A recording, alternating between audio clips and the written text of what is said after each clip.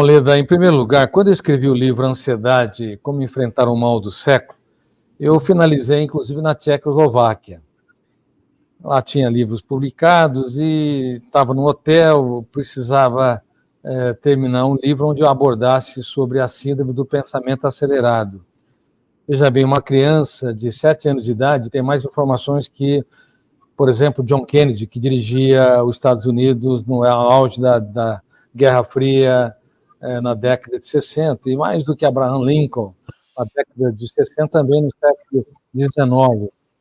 Esse excesso de informação, ele estimula 4 fenômenos inconscientes, gatilho da memória, janelas da memória, âncora e alto fluxo, a fazer uma leitura jamais vista na história, agitando a mente humana e simulando a hiperatividade sem ter os fatores genéticos.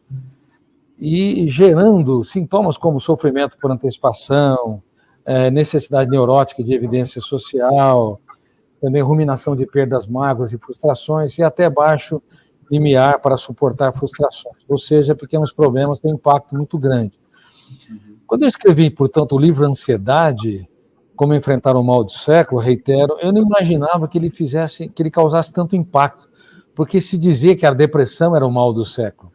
Mas eu falava, não é a depressão realmente atinge 20% das pessoas, cedo ou tarde, provavelmente na população mundial, 20% desenvolverão um quadro depressivo, seja ele qual for, depressão maior, aquela pessoa que sempre foi alegre, né, disposta, animada, e de repente cai num quadro de tristeza profunda, desânimo, isolamento social, ou depressão distímica, aquela pessoa que sempre foi pessimista, mórbida, que acompanha o processo evolutivo da personalidade, não importa.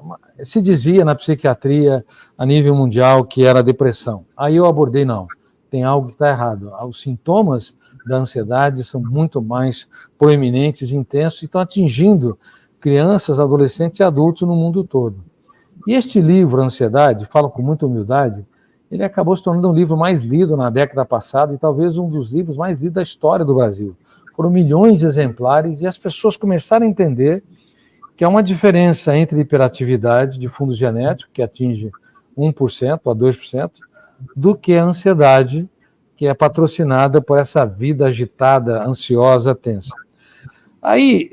Mas eu já desenhava que algo estava errado, que as crianças, adolescentes e adultos estavam se conectados demais com o mundo digital, e isso estava gerando uma dependência nos níveis de drogas estimulantes. E comecei a dar conferências para a Associação de Magistrados do país, eu dou muitos treinamentos para juízes, inclusive no STJ, para a Polícia Federal, para a cúpula da Polícia Federal, e muitas instituições do Judiciário, como a AB, e estava dizendo, olha, não está na Constituição, mas tem uma dependência grave vindo aí, isso há alguns anos, que vai causar um transtorno seríssimo e que vai levar jovens a se automutilar, vai haver um incremento de transtornos emocionais, inclusive da ansiedade, e até um incremento de suicídio. E acontecer exatamente isso. Para vocês terem uma ideia, aumentamos em mais de 200% o índice de suicídio entre pré-adolescentes de 10 a 14 anos. Algo nunca visto na história da humanidade, porque crianças e adolescentes, principalmente na fase de pré-adolescência, há o ribombar dos hormônios, uma vontade de viver intensamente. Mas por que muitos, milhares, centenas de milhares de jovens estão se mutilando, ou estão pensando em desistir da vida, ou estão desenvolvendo quadros emocionais? A intoxicação digital foi o grande responsável por isso. Existem algumas técnicas importantes que nós podemos proteger a mente, mas não dá para evitar o digital, Leda e Duda, não dá para evitar, porque ele entrou e faz parte do tecido social.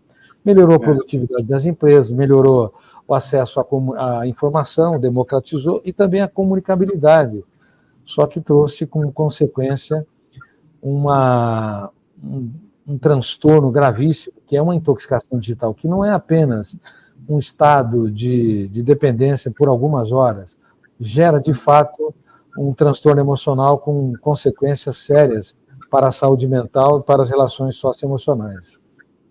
Na cultura popular tem aquela expressão, muitas vezes a diferença entre o remédio e o veneno está nas doses. Você acha que faz sentido esse dizer popular, assim, ou realmente tem coisas que você acha que não tem como dar certo, assim, nessa hiperconectividade que a gente vive? Duda, em parte, essa tese popular, ela tem fundamento. A água, por exemplo, é fundamental, mas se uma pessoa toma água sem controle excessivamente, ela pode ter problemas.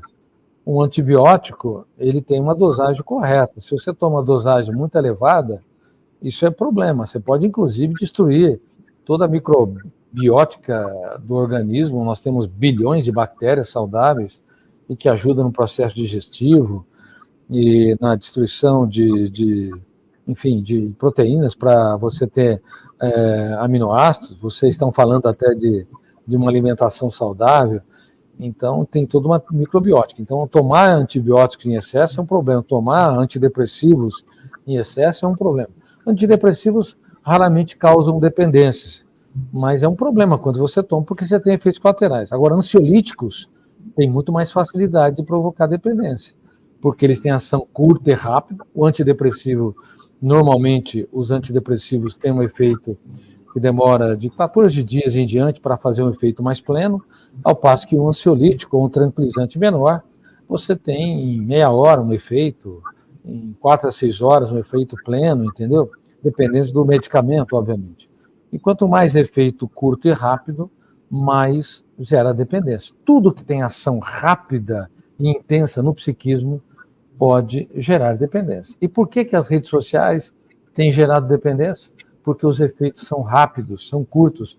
Inclusive, a frequente alternância de cenas e imagens e de falas, inclusive até mesmo essa felicidade artificial, onde as pessoas estão sempre aparecendo sorrindo, com sucesso, tudo isso gera um efeito curto e rápido, gera dependência, e por isso que quando as pessoas estão fora da conexão com o digital, elas sentem um vazio, um tédio, uma angústia, uma ansiedade, que são sintomas da síndrome de abstinência que a cocaína provoca, por exemplo, entendeu? Tem uma coisa que você fala muito também dos 5 segundos de você, do eu como o agente, né, do ato de manter uma memória ou embarcar num pensamento. E na rede social acaba que em 5 segundos, você já viu rolando um feed de um Instagram, por exemplo, você tem acesso a várias vidas de várias pessoas diferentes, ou nessa edição muito ágil do Reels, por exemplo, você consegue ver uma quantidade avassaladora de imagens nesses 5 segundos. Então, como dizer a todos esses quadros, né, dentro dessa interação? E, Duda, você falou uma coisa fundamental. Bom, parabéns pelo Osnagli, né? São mentes brilhantes, fazendo questionamentos brilhantes, porque, de fato, em 5 segundos ocorre quase que uma eternidade, em 30 segundos, uma eternidade dentro da internet.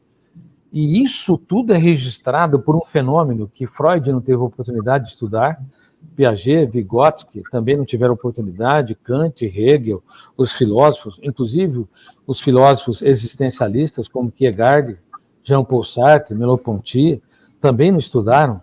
Mas esse fenômeno que eu tive o privilégio de estudar, escrever e teorizar sobre ele dentro do bojo do Tratado de Construção de Pensamentos e Formação da Consciência, eu chamo de fenômeno RAM, Registro Automático da Memória.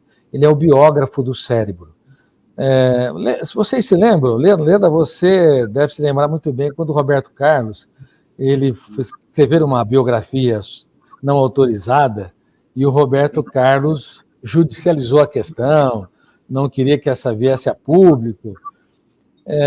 Bom, aí o Supremo deu liberdade para as pessoas fazerem biografias não autorizadas, liberdade de expressão, cara, e o Supremo deve manter a liberdade de expressão, que é muito importante, até para o funcionamento da sociedade, mesmo que haja lixos, e há muitos lixos, tá, na internet, que, claro, quando uma pessoa é desabonada, ela é criticada de maneira injusta, ou sofre injúrias, ele deve, obviamente, sofrer processos, mas a liberdade de expressão é fundamental. Mas eu quero dizer o seguinte, que há uma liberdade de expressão na mente humana, e é um registro livre na mente humana. Esse fenômeno RAM, registro automático da memória, é o biógrafo do cérebro. Então, Roberto Carlos não queria que tivesse uma biografia não autorizada.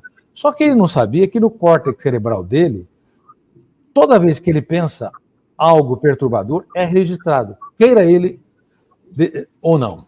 Toda vez que ele produziu uma ideia perturbadora, um sofrimento sobre o futuro, ou uma autopunição, ou uma autocobrança, por exemplo, eu li, e gosto muito de Roberto Carlos, eu li que ele é muito preocupado com higiene, com contaminação, né, com preocupações obsessivas, que é muito comum hoje na atualidade, mas eu quero dizer o seguinte, que toda vez que há uma preocupação, quer queira, quer não, o fenômeno RAM, o biógrafo do cérebro, registro automático da memória, vai arquivando essas experiências e vai construindo plataformas no córtex cerebral que vai gerando cárceres mentais e o adoecimento psíquico. Por isso que nós temos que entender que nos primeiros 5 segundos de tensão, 5 segundos onde produzimos uma ideia perturbadora, uma autopunição, uma autocobrança, o nosso eu, que representa a autonomia e a capacidade de escolha, tem de impugnar, tem de discordar, tem de confrontar com as ideias, porque senão o registro ele vai ser processado e uma vez registrado, não podemos mais deletar, em hipótese alguma, aquilo que está arquivado. É impossível, simplesmente, um ser humano ter liberdade para deletar fobias, deletar manias, processos obsessivos, autopunição, deletar hipersensibilidade e até um desafeto ou um hater. Aliás, a tentativa de deletar ou de apagar reforça o registro, faz com que haja mais emocionalidade, um arquivamento mais importante, mais significativo, e a janela traumática ou killer fica disponível para novamente produzir um encadeamento encarcerante ou aprisionante do ser humano. Então, há um biógrafo no cérebro em toda criança, todo adolescente, todo adulto. E nós temos que ensinar em Harvard, em Cambridge, Oxford, em todas as universidades do mundo, em todas as escolas básicas, em todas as high schools ou escolas de ensino médio, as pessoas a não serem passivas. Nós temos que impugnar, discordar e confrontar cada pensamento perturbador. Como eu ensino, por exemplo, líderes da Polícia Federal, líderes da magistratura ou magistrados, entendeu? Você é um juiz, você é um magistrado, mas você também, no fórum da sua mente, tem que decidir, discordar e reciclar o lixo mental. Porque, senão, mesmo sendo um brilhante magistrado, nós podemos ser passivos em nossa mente e não ter um eu autor da própria história. Vamos acumulando lixos mentais, janelas traumáticas, que vão nos aprisionando no único lugar que deveríamos ser livres.